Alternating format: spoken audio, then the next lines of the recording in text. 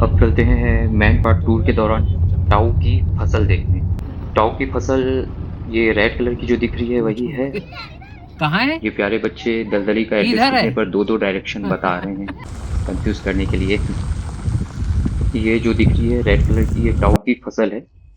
बताया जाता है कि इंडिया चाइना वॉर के दौरान 1962 में तिब्बती लोगों ने मैन पाट में शरण लिया था, इसलिए इन्हें शरणार्थी के रूप में कहा जाता है। जो छत्तीसगढ़ के मैन पाट में बसे हुए हैं, एक बस्ती के रूप में बसे हुए हैं तिब्बती शरणार्थी।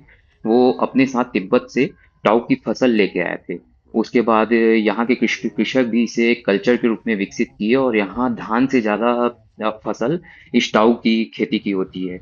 इस ये जो पौधा दिख रहा है अभी वो छोटा है, ये बड़ा होता है तो फूल और भी सुंदर दिखते हैं।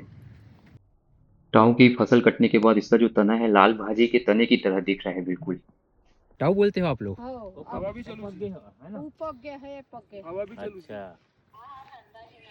अब आंगन में डाला है सब मशीन कटा है। अच्छा, मशीन से कटता है? हार्वेस्टर से कटे ये मशीन से कटा है। अच्छा। और इसका ऐसी लाल रहता है, रेड रहता है? ऐ, लाल रहता है इसका कलर? नहीं करिया करिया? उसका आटा सफेद होता है और ये टाऊ काला होता है अच्छा। का बनते था ये कर से? आटा रोटी रोटी रोटी रोटी बनता है? ओ। धान नहीं होता क्या?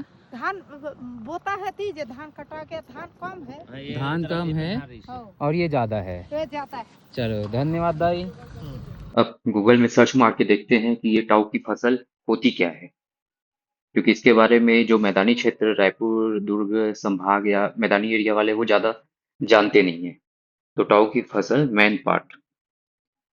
टाऊ की फसल छत्तीसगढ़ किसानों का महत्वपूर्ण, ये पूरा जानकारी इसमें दिया हुआ है। मैन पाट में मिलती है, ज्यादा समय नहीं लगता है इसको जैसे धान को लगता है। ये ऐसा लग रहा है जैसे किसी गमले में फ्लावर लगा हुआ है, बहुत सुंदर है। अब देखते हैं गूगल में टाऊ की फसल से क्या बनता है।